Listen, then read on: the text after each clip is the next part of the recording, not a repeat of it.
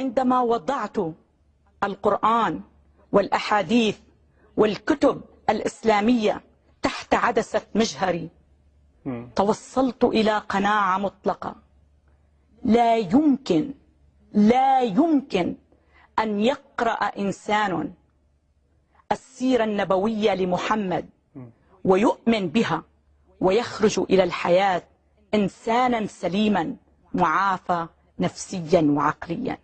أنت تذكر الطريقة التي قتل بها السيدة عصماء بنت مروان عندما قطع أتباعه جسدها إربا إربا وهي ترضع طفلها، والمشكلة عادوا إليه يكبرون، فقال: لا يتناطح بها عنزان. أنت تعرف أن الماعز تتناطح لأتفه الأسباب، ولكن عند محمد قتل امرأة مرضعة سبب أتفه من أن يتناطح به عنزان. هل هذا نبي من عند الله؟ يعتريني الأسف الشديد عندما تسمح الجزيرة لمخلوق معتوه إرهابي كالقرضاوي كي ينفث من خلال منبرها سمومه ويبث فتاويه الإرهابية وسرسراته. كانت العبارات التي استخدمها ضدي قد حرضت الكثير من الشباب المسلم المغسول الدماغ المعصوب العيون المبرمج على الكره ليمطرني بوابل من الشتائم والتهديدات بعد الحلقة مباشرة التي تناول بها ظهوري على الجزيرة. عندما يعتبر الإسلام المرأة ناقصة عقل، وأنا أدحض مصداقية هذا القول، في تلك الحالة الإسلام يهاجمني وأنا أرد هجومه. عندما يدعو الإسلام إلى قتل الآخر الذي لا يؤمن به وأنا أدحض مصداقية هذا القول، في تلك الحالة الإسلام يهاجمني وأنا أرد هجومه. أنا لا أهاجم، أنا أنتقد الإسلام، ولكن للأسف الشديد نحن ضحايا التربية الإسلامية لا نرى في النقد إلا هجوما.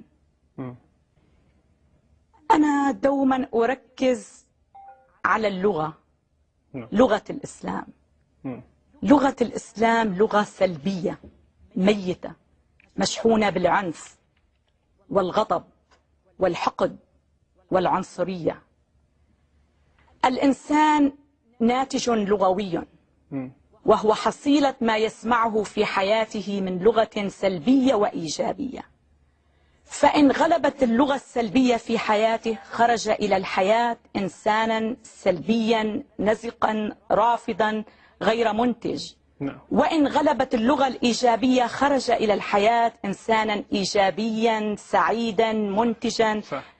ولذلك لغة الإسلام السلبية فشلت، لم تنتج إنسانا يستطيع أن يتفاعل مع الحياة بعفوية وبإيجابية، أنجبت إنسانا سلبيا.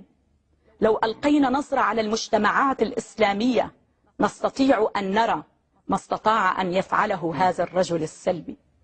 أنا لا أعتبر الإسلام دينا من خلال مفهومي للدين. الإسلام عقيدة سياسية تفرض نفسها بالقوة.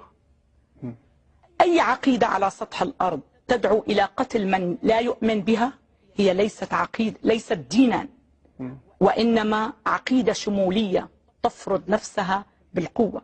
عندما أقرأ آية على سبيل المثال: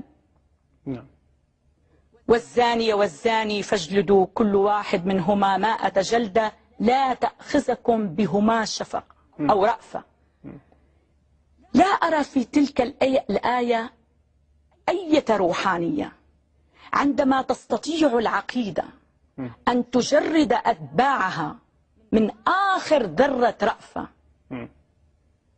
تكون قد جردتهم أيضا من روحانيتهم. المسيح رمز السلام، لم يحمل سيفا، لم يقطع رقبة، لم يكفر إنسانا. أما المشكلة في الإسلام إذا فعلنا كما فعل المسيحيون في القرون الوسطى وأردنا أن نعود إلى حياة محمد وأفعاله وأقواله، سنكون في ورطة أكبر من الورطة التي نعيشها اليوم، وسننتهي بأسامة بن لادن وأمثاله. اقرأ حياة محمد، ماذا تجد فيها؟ غزواته وزيجاته وأحاديثه التي يقشعر البدن لبعض تلك الأحاديث. يقشعر البدن عندما يقول جنة المرأة تحت قدم زوجها. التعاليم الإسلامية استفحلت داخل جماجم المسلمين، ولا أجد طريقة إلا بفتح تلك الجماجم وتنظيف الأدمغة من الخلايا السرطانية التي تهدد حياته. عندما زحف الشعب السوري إلى السفارة الدنماركية وحرقها، حرق قلبي معه. لماذا؟ لماذا؟ الشعب السوري يموت جوعا.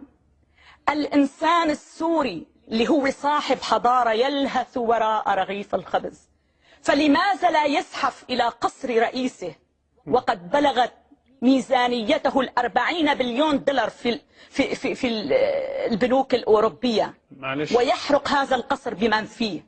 زحفوا إلى السفارة الدنماركية وأعطوا الغرب صورة غير صحيحة عن الشعب السوري الأخلاقي والحضاري، ولذلك أصف سلوكهم بالهمجية والتخلف.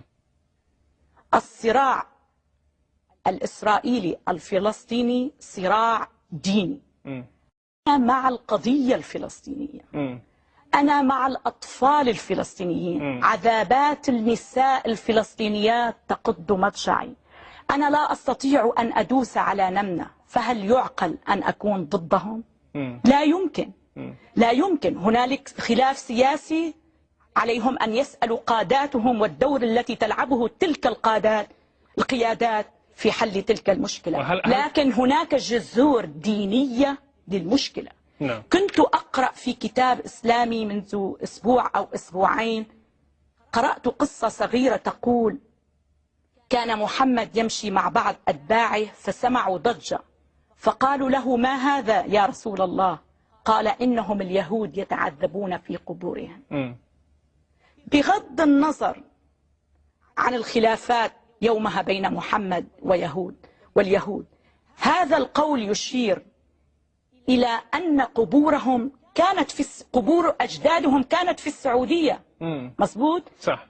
هم أبناء المنطقة. البرهان على أنهم أبناء المنطقة يأتي من الكتب الإسلامية ومن القرآن نفسه. المشكلة مع المسلمين أنهم لا يميزون بين نبيهم وبين أنوفهم. فعندما تنتقد محمد وتنتقد أفعاله وأعماله وتنتقد سيرته، وكأنك ضربته